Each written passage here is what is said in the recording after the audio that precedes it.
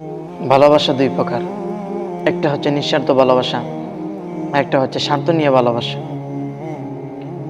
আল্লাহ তাআলা নিঃস্বার্থভাবে আমাদেরকে ভালোবাসেন।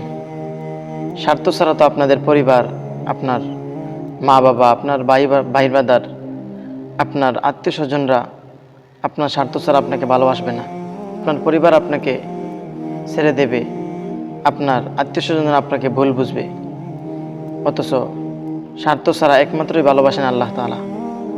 আল্লাহ তাআলা তো বলেন, বান্দা আমি তোকে এত পরিমাণ মহব্বত করি, এত পরিমাণ ভালোবাসি, যদি আসমান পরিমাণ গুনাহ থাকে তাহলে আমার দিকে ফিরো। সমুদ্র পরিমাণ গুনাহ যদি থাকে, যদি আমার কাছে ফিরো, আমি তোমাকে মুহূর্তেই ক্ষমা করে দিব। কারণ আল্লাহ তাআলা কোনো স্বার্থ নেই আপনার কাছে। স্বার্থ ছাড়া নিঃস্বার্থভাবে আল্লাহ তাআলা আপনাকে ভালোবাসেন। দুনিয়ার মানুষ আপনাকে স্বার্থ ছাড়া ভালোবাসবে না, হোক বন্ধু বান্ধব কিংবা আত্মীয় স্বজন, যেই হোক আপনাকে স্বার্থ নিয়েই ভালোবাসবে। আপনি যতদিন তার কাজের মধ্যে আসবেন, যতদিন আপনি তার উপকারে আসবেন, ততদিন আপনাকে মহব্বত করবে, ভালোবাসবে। আর যখন আপনি তার কাজে আসবেন না, তখন আপনাকে ভুলে যাবে। হ্যাঁ, এরা দুনিয়ার মানুষ, এরা সহজেই ভুলে যায়। আর আল্লাহ তাআলা আমাকে আপনাকে এত পরিমাণ মহব্বত করেন। আল্লাহ তাআলা বলেন, উদউনি আস্তাজিব লাকুম, বান্দা তুই আমারে ডাক, আমি তোর জন্য অপেক্ষা করি, কখন তুই ফিরবি আমার কাছে। নিঃস্বার্থভাবে আমি আল্লাহ তোকে ভালোবাসি। অথচ আমরা সেই মহান আল্লাহ তাআলার অশেষ নিয়ামতের ভালোবাসা ছেড়ে দুনিয়ার বেজাল মুক্ত ভালোবাসায় আমরা লিপ্ত হয়ে গেলাম। দুনিয়ার কেউ কারো আপন না, এই দুনিয়ায় কেউ কারো আপন না। হোক আপনার মা বাবা, স্ত্রী সন্তান, আপনার ভাই বন্ধু, কেউই আপন না। আপনি মৃত্যুবরণ করেন, মৃত্যুর পরে সেই আপনি না থাকা অবস্থায় আপনার গতির ঠিকই চলবে। আপনি না থাকলেও আপনার প্রতিষ্ঠান চলবে, আপনার বাড়িঘর চলবে, আপনার বাড়ির বাজার হাট সব কিছুই চলবে। আপনার আত্মীয় স্বজন সবাই সেই স্বাভাবিক অবস্থায় থাকবে। আপনি যেদিন মারা যাবেন সেদিনও তারা রান্না করবে, খাবার খাবে, বাজারঘাট করবে। সেই আগের মতোই 2 দিন 5 দিন পরে আপনাকে ভুলেই যাবে। আপনার অস্তিত্ব যে ছিল, আপনি যে কোনো এক সময় এই বাড়ির সদস্য ছিলেন, এই বিল্ডিংয়ের মালিক ছিলেন, তখন আপনাকে এই বিল্ডিংয়ের মালিক হিসেবে আর বলা হবে না। তখন আপনি ওই কবরের বাসিন্দা হয়ে যাবেন। আসলে দুনিয়া হলো স্বার্থপর। এই দুনিয়া কেউ কাউকে স্বার্থ ছাড়া ভালোবাসে না, দুনিয়া কাউকে জায়গাও দেয় না। ওই অন্ধকার কবর আমাদের আসল ঠিকানা।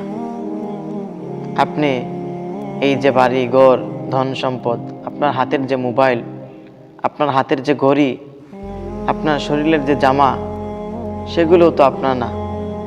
যখন আপনার মৃত্যুবরণ করবেন, সেই হাতের ঘড়িটাও একজন নিয়ে বলবে, ঘড়িটা সুন্দর, ঘড়িটা তো আমার। তখন আর বলবে না অমুক মিয়ার ঘড়ি, দেখো টাইমটা এই হয়েছে। আপনার যে বিল্ডিংয়ের মালিক, আপনি মৃত্যুবরণ করেন, দেখবেন আপনার নাম আর বলবে না। হ্যাঁ, এটা দুনিয়া কাউকে জায়গা দেয় না। এই দুনিয়াতে আমরা তো অনেক কিছুই করতে চাই, বাড়ি গাড়ি নারী, কত কিছু। অথচ আল্লাহ তাআলা বলেন, এই দুনিয়াতে তুমি যা কিছু করতেছো এগুলো ক্ষণস্থায়ী কিছুই নিয়ে যেতে পারবেন না। চিরস্থায়ী আখিরাতের জন্য যা তুমি অর্জন করবে তাই নিয়ে যেতে পারবে। আর ওই আখিরাত কেমন হবে, ওই আখিরাতের অবস্থা কেমন হবে যদি আমি আপনি আমলনামা না নিয়ে যাই, যদি আমি আপনি 5 ওয়াক্ত নামাজ না পড়ে যাই। ওই দিন আমরা চিল্লাইব আর লাফাবো, আল্লাহকে বলবো, আল্লাহ আমাদেরকে আবার দুনিয়ার মধ্যে একটাবার পাঠান, আমরা গিয়ে ভালো হয়ে যাব, নামাজ পড়বো, আপনার ইবাদত করব, আপনার সকল হুকুম আহকাম মেনে চলব। তখন আর কোনো সুযোগ হবে না। দুনিয়াতে আল্লাহ তাআলা পাঠাইছেন পরীক্ষার জন্য, আল্লাহর ইবাদতের জন্য, আল্লাহকে স্মরণ করার জন্য। দুনিয়াতে এসে আমরা সেই দুনিয়া নিয়েই ব্যস্ত হয়ে গেলাম।